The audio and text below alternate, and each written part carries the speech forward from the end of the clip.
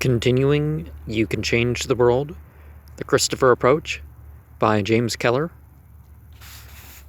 By starting on Chapter 17, Public Speaking, Presentation with a Purpose. The basic rule of public speaking is to know what you want to say and how to say it. A poor speech is usually the result of a failure to meet this fundamental requirement. Every talk must have a definite purpose, must stress some specific point, and the more this purpose is rooted in absolute truth, the greater will be its ring of sincerity. To you, the Christopher, this especially applies.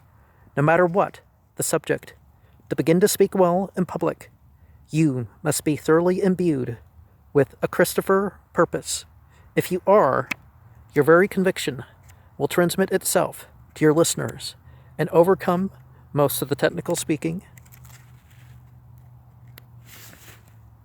flaws you may possess. Secure in the knowledge that Christ works in and through you who would do his will, knowing what you want to say and believing in it, having an intense desire to reach as many as possible with the truth, which you know, you will find a way to properly expressing yourself. Now, in the Bible, Jesus said it's not his will that he's trying to do, but the will of the one who sent him. So can't we be more direct and not try to be possessed by the Christ, but to be directly referring to what the God wants? This is not to say, of course, that you will become a gifted orator overnight. The gift of public speech, like to many, like so many other gifts, is usually developed, not inherited. Many hours of hard work go into the making of an accomplished speaker. Even the orator from whose lips brilliant phrases just seem to pour.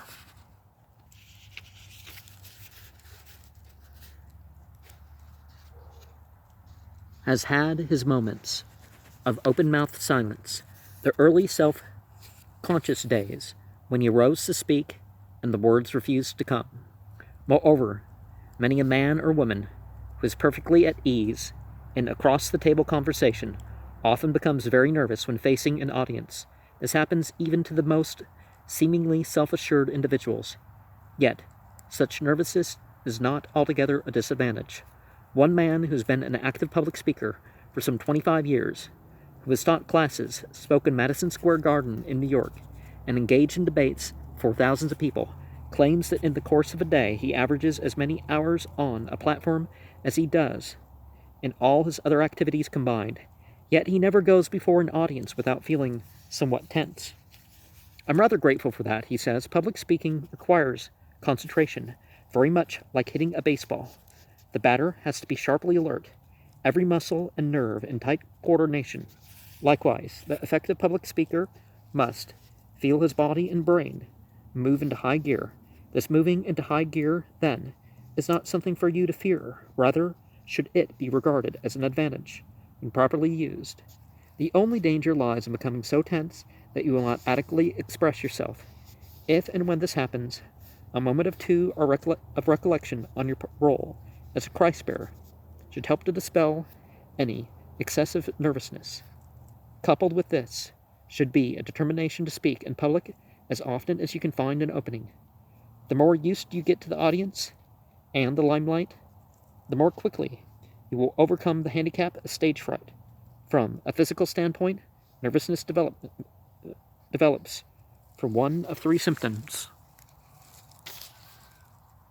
failure to control your material, failure to control yourself, failure to control your audience. control of material. To speak clearly is to think clearly, aloud. It is a mistake to trust intuition. Well, real intuition or just, who has not had the experience of realizing that there were many important things he should have said and didn't? Think out what you want to say before you attempt to say it. Preparation of material is a prime requisite of successful public speaking, even in extemporaneous addresses. Is this true? The best speeches of this kind are usually not as unprepared as they may appear on casual inspection. In most cases, they consist of little parts of many speeches a speaker has made in the past. He carries them around in his mind like so many pieces of paper. His extemporaneous genius actually is a job of mental marshalling of data. Since nearly all good talks are prepared, the method of preparation depends in part upon the nature of the speech. If you know long in advance that you are to make a speech of a certain length on a specified subject at a definite time, you can do a complete job of preparatory work. You can do research, consult files, gather advice, try out the entire talk on your family or your friends. On the other hand, if you must speak on the spur of the moment, your problem is somewhat different. You must rely mainly on two things, your brain and your background. Whenever you are called upon to speak, your brain will have to be alerted quickly to be ready for the task. You will have to decide immediately on the most important point you wish to convey. And this decision should be made, if possible, before you get to your feet, not afterwards. Once the decision is arrived at, however, follow along that course. Don't digress, for not only will your listeners lose the theme of your talk, but you yourself will become increasingly confused. You will become so entangled in a mass of oratorial byways that your will find it ever more difficult to get on the highway again. To broaden the scope of your knowledge, reading contributes a fund of information. It is suggested that you use such information in public speaking. The content of your talk should flow from within you, and this is where the Christopher has a particular advantage. He knows the ultimate goal he has to reach. He has a purpose. All his persuasion is geared to that end. His chart runs a steady course, and is therefore that much more sure of success. If you expect to speak often, you can do a great deal to increase the range of your material. Concentrated research is one method. It is the scholarly approach for those who have the time for intensive study. However, there are many other ways of widening one's background. You might, for instance, develop the habit of clipping out newspaper and magazine articles on a wide variety of subjects which concern you as a missioner for good, and you will be surprised at how much you can gather in a comparatively short time. As a result, you will accomplish a double purpose. You will increase the fund of knowledge held at your fingertips, and you will have a handy reference file in your home. Occasionally, you will hear or read of some incident that might be of value at some later date. To illustrate some vital point, clip out such an item or jot it down. In this connection, it is suggested that you purchase from some stationery store both a letter file and a small 3-inch by 5-inch card file. Neither of these items need be expensive. The letter file can be used for those pieces of information which run to some detail. The card file can serve to list those references which tell their story in comparatively few words. From time to time, run through your little collection of incidents or anecdotes, discarding those references which are no longer useful. Keeping up to date in this manner is a constant preparation for public speaking that entertains yet conveys a message at the same time. When you read a piece of good literature, a classic, a famous oration, an important document reprinted in the press, excerpts perhaps from the Declaration of Independence, don't hesitate to dwell on the more significant passages. Read them over and over again aloud. Soon they will become part of you without your consciously memorizing them. You will absorb thoughts, phrases, and a flow of speech. Both the content and a manner of greatness will become part of you. By no means, of course, is it suggested that you try to imitate anyone. You must be yourself. But in so doing, you need not hesitate to improve yourself by expounding your eyes, ears, and brain to the works of great men and women. Part of your preparation entails speaking aloud, though not necessarily to an audience. If there is some idea you want to convey, it may be advisable to try it out on your family or on a friend in the course of casual conversation. This will give you a chance to organize your thoughts into concrete terms, and you will get some inkling of audience reaction. Make an outline. In preparing for a talk, the outline is a most suitable device. If the speech is long, 15 minutes or more, an outline is almost a necessity. If the speech is brief, 2 or 15 minutes, an outline is still desirable. The outline should cover the main points of your address, yet it should not be too detailed, or you may become more interested in following your outline than in paying attention to your audience. Your outline is your central line of argument. Sketched very roughly, it is a reminder of what comes next. It should not be a completely written speech. Occasionally, of necessity, your outline will go in to some detail. For example, when you give exact quotations or list statistics or examples, then it will be perfectly in order to write these items out and even read them to your audience. Your listeners will appreciate such brief interludes, and your speech will gain in authenticity.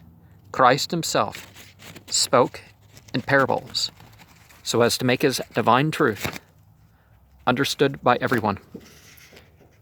And let us remember, a lot of what's attributed to Jesus was stuff that was going around for, even hundreds of years prior. A good talk, like a good story, has a beginning, a middle, and an end. This may sound basic, yet it is a phase of public speaking, which requires a good deal of conscious attention.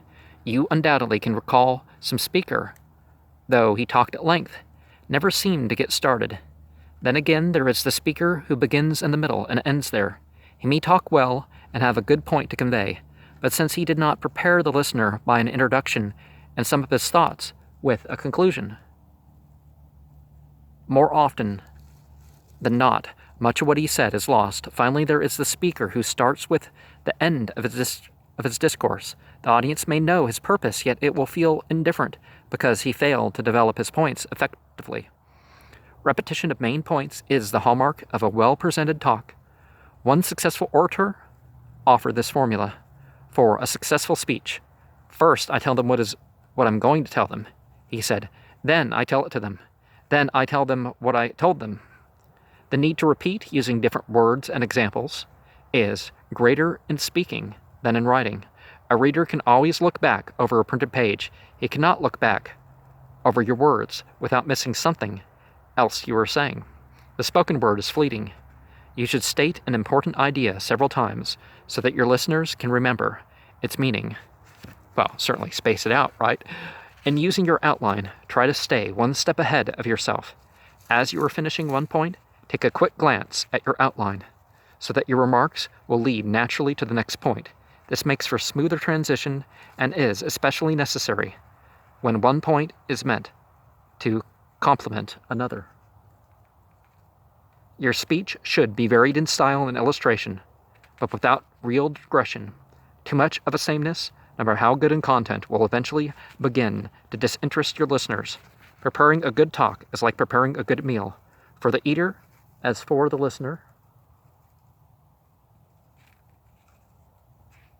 The enjoyment is almost unconscious, but the good cook, like the good orator, knows all about the vast quantity of conscious preparatory work that goes into a meal or speech. The course must be planned, the food bought, the taste balanced, the service neat and attractive. A good talk, like a good meal, begins long in advance of the finished product. Know yourself. To know yourself is just as important as to know your material, and often much better. You can be more objective about material then you can be critical about yourself.